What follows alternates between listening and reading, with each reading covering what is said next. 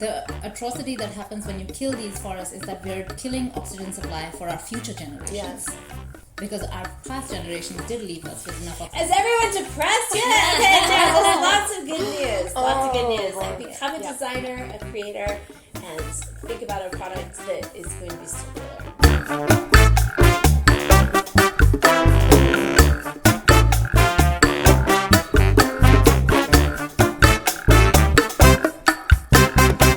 I'm Elaine.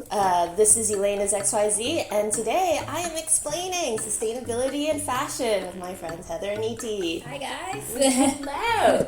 Why don't we start with just talking about how you made it over here to China?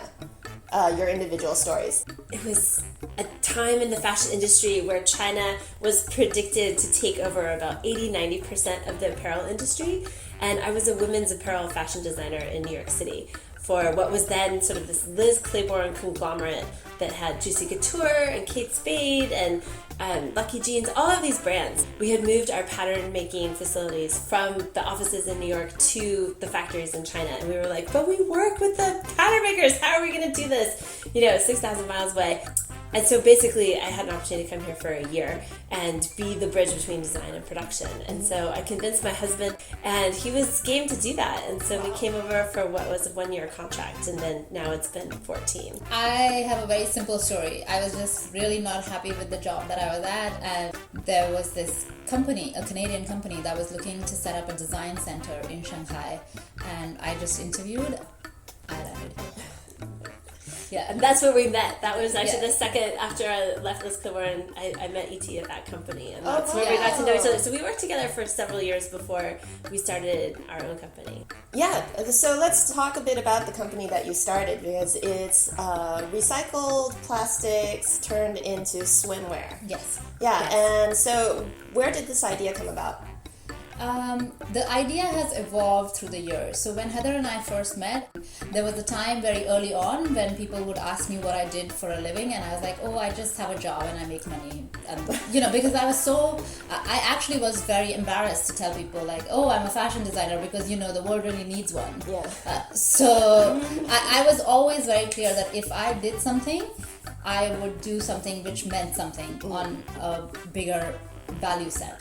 And we used to have all these conversations, and we decided to start an organic and sustainable clothing line for women. We were using all natural fibers, organic cotton and bamboo and soy and hemp, and we were thinking that was the most sustainable route to go. But then some of our wool fabrics for like suitings were mixed with our PET, so they were blended, and we were like, we were really curious, like, what is this fiber? And it takes color really well, it washes really well, it extends the life of the garment to like forever. But anyway, that was the good news and the bad news, and we definitely had to get over that sense of like, we just want to use natural organic fibers, and to this switch of like, wow, we could have a totally recyclable category, like this could be circular.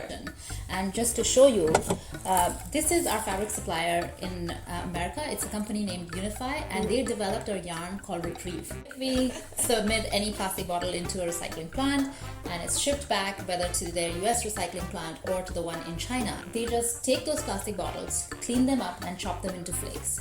Then these flakes are melted into these nurdles. And these nurdles... Such a great word. Everyone say it with us. Nurdles. And these nurdles become your resource.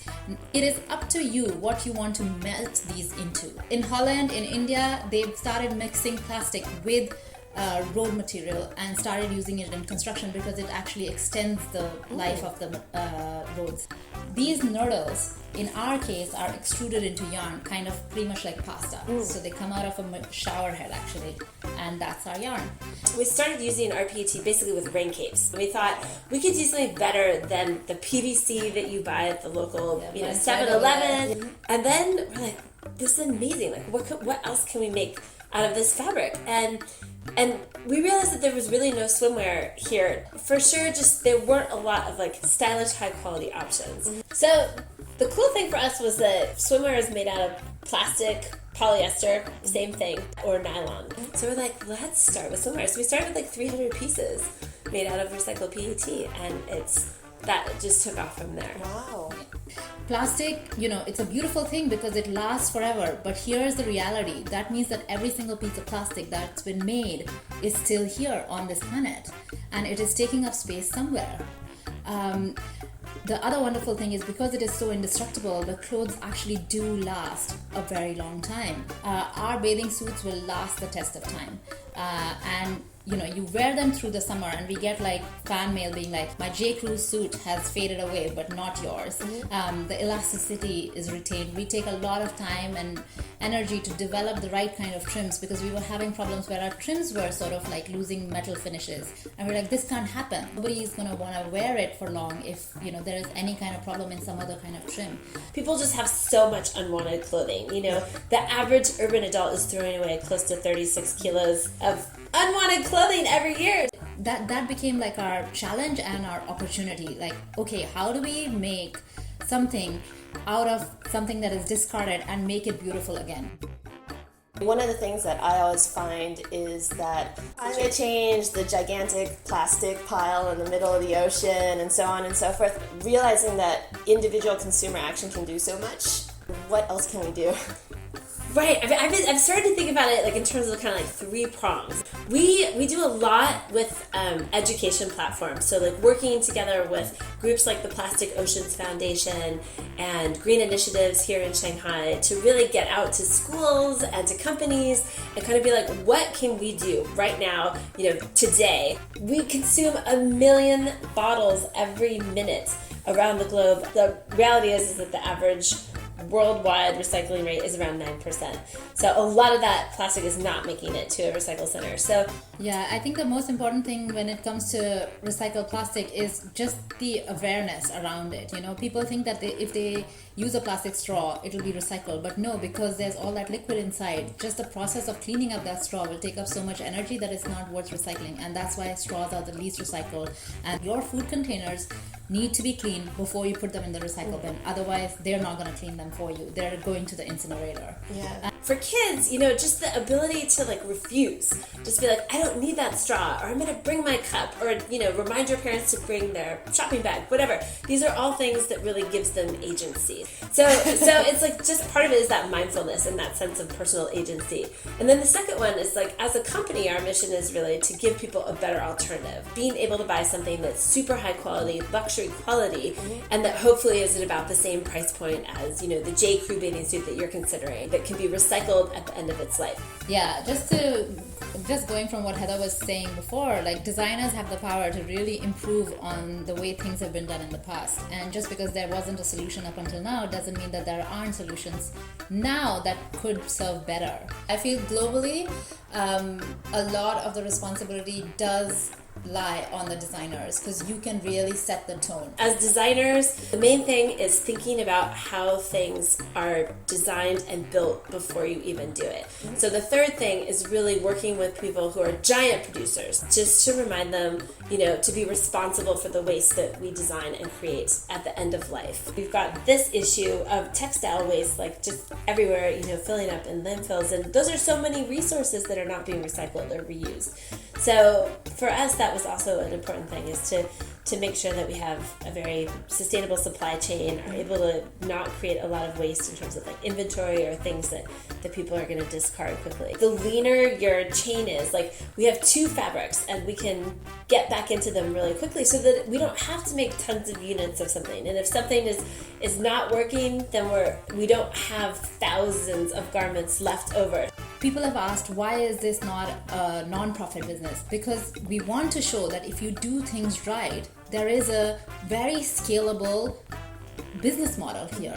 There is a lot of reasons to be hopeful. I mean, not only for scientific developments and technology, but also just the way designers are starting to put sustainability up front in the equation, coming at it from all those angles and just having those conversations with people. I mean, I think people are really interested in understand what is actually sustainable. So it's a cool conversation to be having. Yes, yeah.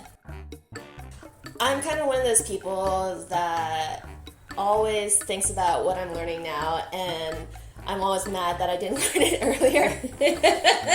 You're like, why didn't anyone tell me? Exactly. Oh, this would have been so much easier if I had only known it then, And so I think one of the questions that I like to ask my guests is, when you were first starting out in the adult world, what do you wish now you could tell that person over there? Okay, as the oldest person in this conversation, having 2 daughters now that are 11 and 9, I'm just trying to impress upon them, just be bolder, like be braver.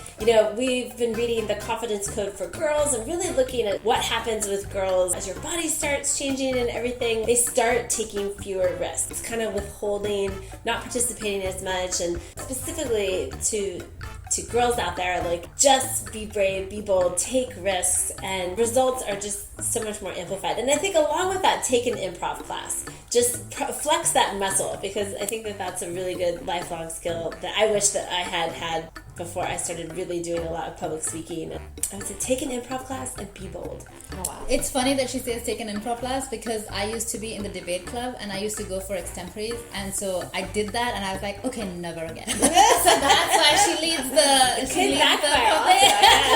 she leads the public speaking part, and meanwhile I'm like, I'll just be here behind the computers.